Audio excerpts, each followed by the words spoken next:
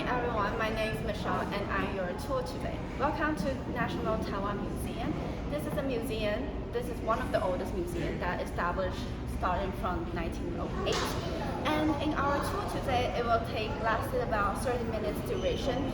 There are two bathrooms inside the museum. One is at the end of the hallway there, and then another one is the second floor. Feel free to go if you need it. Let me first introduce you the background knowledge of what we will be covering, the timeline that we'll be covering today. We're starting from the Qing Dynasty, and later we're entering in the Japanese colonial period, which started from 1897 until 1945. A 15-year time period, yeah, very long. And then we will be entering our ROC period, which lasted until recently and now. So we will first head outside of the museum and see the out front of the museum, also discover why the museum is built at the first place. So let's go outside first.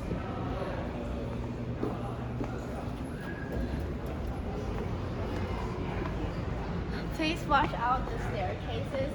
Although today is not really rainy, but the stair can be slippery as well.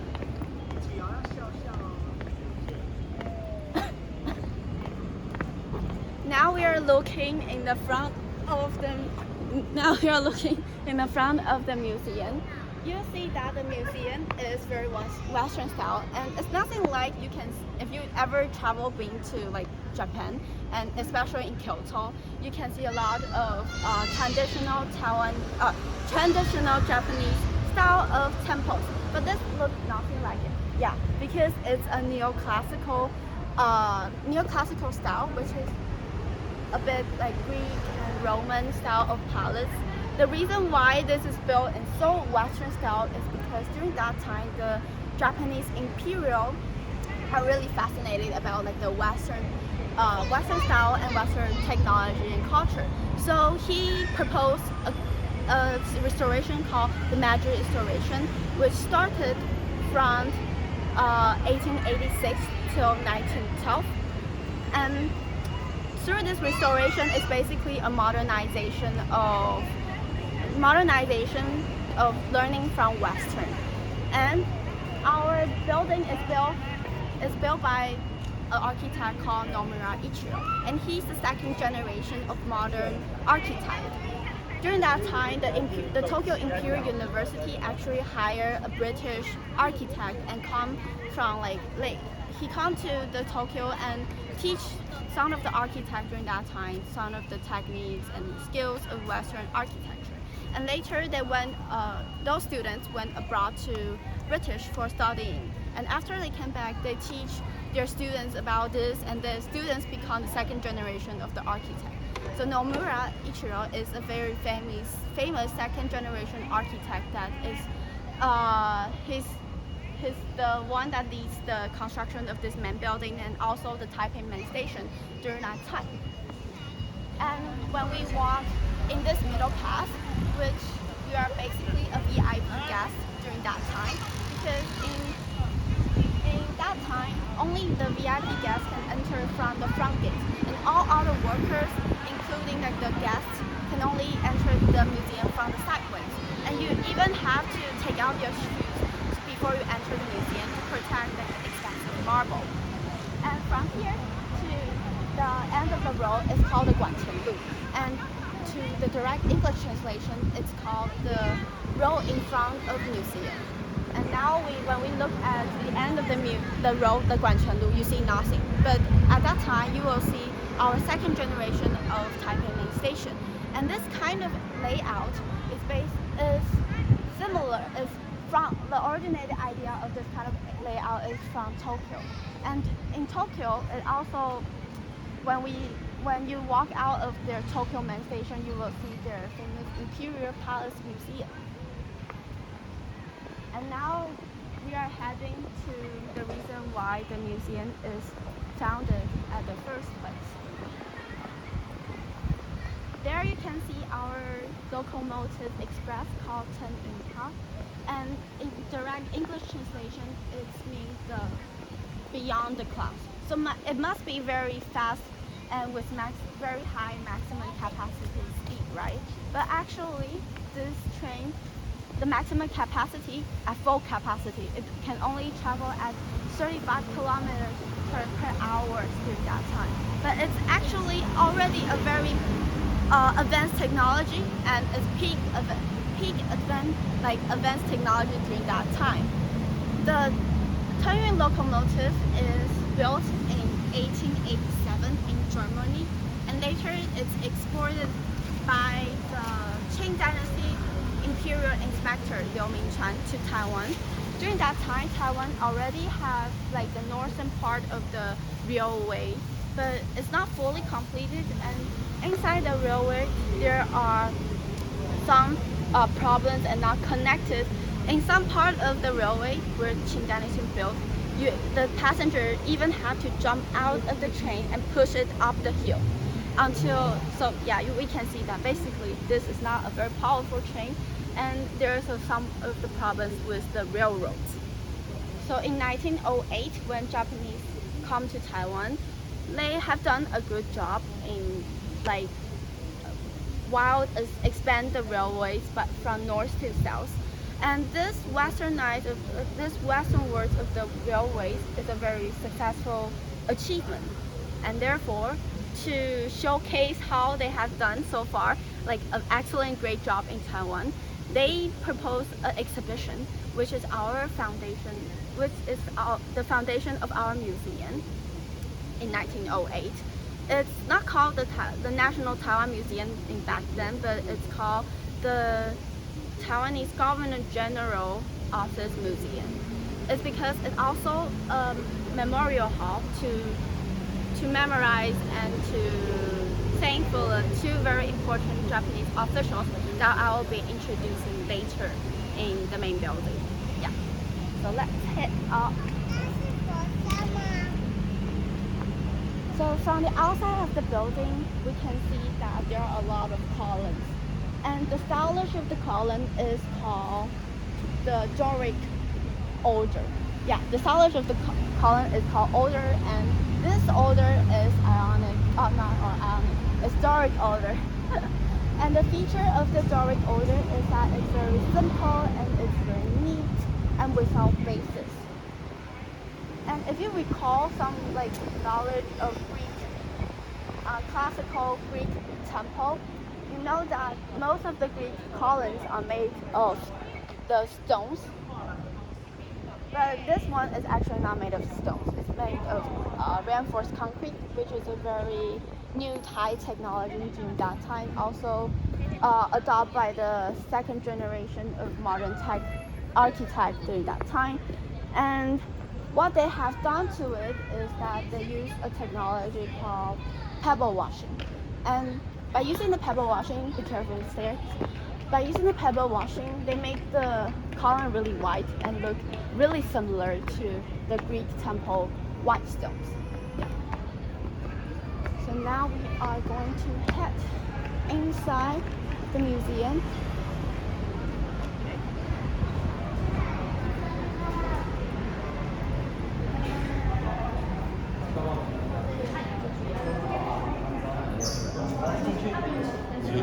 你要去外面啊？那不想进来。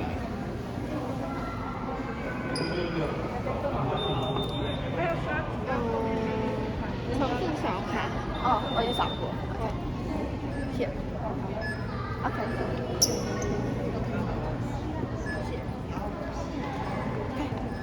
So now we are inside the museum. Our museum lobby is surrounded by 32 composite columns. And if we look closer to it, some of it are square base. And the square base ones are for load bearing. And if we look closer to all of the columns, you will see that it is actually a composite order that combined with two orders. One is called the Ionic order, and the other one is called the Corinthian order. The features of an Ionic order is that it has a vowels winding up or downwards. Our museum, the vowels is winding downwards, but in normal European palace inside, most of the values are winding upwards. It's just something special that the Japanese architect decided to use. And for the Corinthian order, the feature is that it have the acacia leaf, and which is the leaf up there. So some of our visitors that come into museum always said that our museum look very differently outside and inside. The outside of the museum look more like elegant and more simple, but inside of the museum it actually look very ornate and delicate. Yeah. And as I mentioned before, there are two very important Japanese officials that this museum is memorizing. And the first one is Kodama Genshiro, and the second one is Goto Shinpei. So who are they? Kodama Genshiro is the first Governor General of Taiwan. Before the first Governor General of Taiwan, Japanese actually have a hard time of managing Taiwan. There are some conflicts between the indigenous people and also some diseases spreading where, and also some Taiwanese are fighting against a becoming Japanese colonized place. So during that time, some of the Japanese government just proposed an idea of selling Taiwan to French with 100 billion yen. But Kodama Genshiro stands up and said that it's not the fault of hard management of Taiwan. It's their fault of bad management. It's not the Taiwanese fault, and it's not about the place. So he volunteered himself to become the first Governor General. And some of the Taiwanese history teachers always joke about the most successful thing that Kodama Genshiro had ever done to Taiwan is bringing Goto Shinpei as his civil administrator. Why? Because Kodama Genshiro is a general. So a general, there are many times that most of the time he's busy of having wars and flying all over the places. So he's not often in Taiwan. So most of the management is done by Goto Shinpei, which he proposed a management called biological principle. He said that to successfully manage a place, you have to be able to recognize the place and have a deep understanding. So what he do is he established a lot of population census, and he do a lot of research about Taiwanese indigenous people and also the landscape and the healthcare. So what he had done to Taiwan is transforming Taiwan to a more modernized place, and that Taiwan becoming a profitable colonized place for the Japanese. Yeah, and as I said, this museum is a memorial hall, so you can see a lot of symbols that is representing the two officials, and one of it is on the sides of you now see the vases, but you see the area is more larger and it can fit more than just the vases. So in the past, this is actually a statues of Kodama Genshiro and Goto Shinpei. And another symbol, we can look up at the skylight. You will see the family emblems of Kodama Genshiro and Goto Shinpei. The family emblem for Kodama Genshiro is the war-famed baboons, and for Goto Shinpei, it's the vine blossoms. Yeah. And we have the middle part of this floor. Now you see nothing, but it used to be a 8-petal chrysanthemum flower, which in Japanese culture, 16 petals of the flower is representing the royal family and emperor. So 8 petals is a step downwards, which is symbols of duke and nobles, which is Kodama Genshiro that is referring here. And of the sides of the flower, you can probably imagine the sides of the flower. There used to be the four corners are portrayed in pineapples. Why? Because pineapple is such a unique fruit for the West. Although it's very common fruit in Taiwan, but during that time, pineapple is a symbol of wealthiness. Yeah. So let's head upstairs. Be careful of the steps.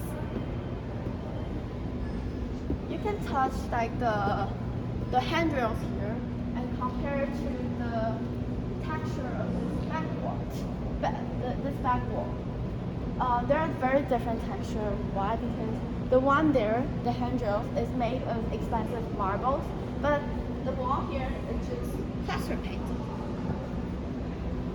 It's because during that time when the museum is constructing, it's close to the war area, so wartime area. So all of the raw material prices will skyrocket, and they are left with not much of like the money. So they replace some expensive marble with the plaster painted. But still, it's a very treasurable item for this museum. And in 2017, when one time like the museum is closed down for restoration, the researchers of the museum actually can find the exact painting of plaster painting for restoration, and they try like 20 colors and paintings to make the wall as original as it used to be. And for this museum, it's not only about the neoclassical or like the Western style of stylistic. There's a lot of like tropical elements within this museum, and one of it is this like bullseye window. It's called 牛眼窗 in Chinese. And if you see up of the window, there are decorations of tropical fruits. Those are very common tropical fruits like that you can see in Taiwan, like grapes, wax apple, pineapple, and guavas. So the reason why the Japanese colonial designed this way is to make Taiwan as tropical as it can be, because tropical is a stereotype of Taiwan, and during that time there are not only Taiwan as a colonizers, but there are other colonists in like French or like British, and they also have their own colonized place. So to make Japan hoping to make Taiwan more special and more like unique, they decide to portray a lot of different tropical elements within the museum. Yeah. And if we now see outside of the window, there's a lot of coconut or palm trees. The species of the palm tree is called the royal palm, and it's actually not even from Taiwan. It's exported from Hawaii. And the reason why it's here because, again, to portray the tropical elements in Taiwan. And if you've ever been to National Taiwan University, you will see there is a road which follows the royal palm, because the university is also established at the same time in the era. So next we are going to our last destination in this tour today, and please watch out the stairs. The one that I'm going to show you is one of the treasures in our museum. There are a total of 3 treasures in our museum. One's the one I'm going to show you, so I'm not going to spoil about that. And the second one is a drawing that portrays Zheng Chenggong. And the third one is an early map of Taiwan, originated in the Kangxi area. I really like that one, and if you have any time, please feel free to visit the museum around.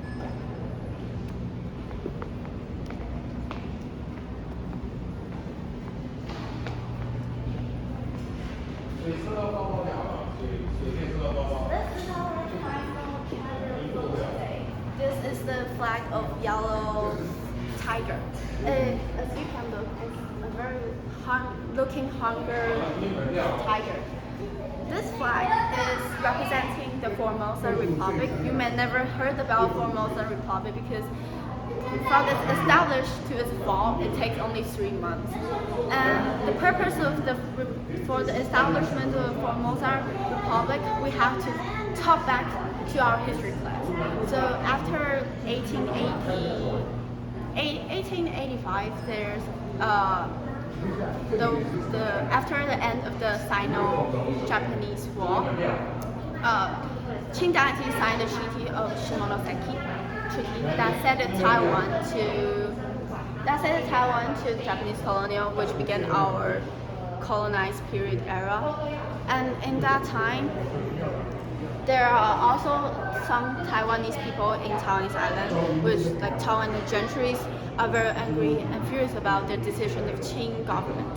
So what they do is they establish, because Qing dynasty refused their request of like not letting like gifting out Taiwan as a property, but the Qing dynasty refused.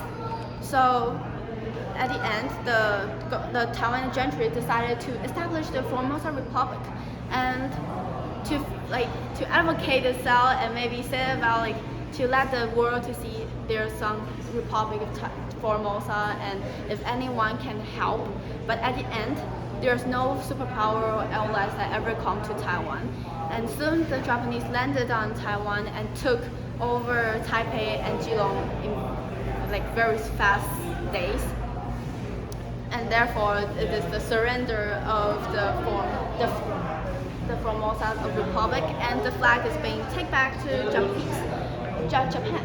And the flag that in front of you is actually a replicate and not an original one. After like a decade that the museum have opened to public, but it was very similar to the original one, and even have the broken parts that is being fight during the wartime. And what's special about this flag is that it's not only two-sided, but the first side is like the tiger with slanted eye. And if you have a cat, you know that in daytime, cats' eyes are usually smaller and slanted. But in the nighttime, which is on the other side, their eyes are round and wide and cute. So that's representing the nighttime. And if we combine the day and night together, it's symbolizing the implied meaning of watching and protecting a nation day and night. And so that's the meaning of this flag. And also the end of our tour today. If you have any questions, feel free to ask me. And if you have time, you can visit the museum yourself and to the third floor and to other exhibitions or the gift shop. And please help me fill up the form so we know that what can we do better or improve next time. I hope you have learned something more about Taiwan today and about the history and the architecture of Taiwan.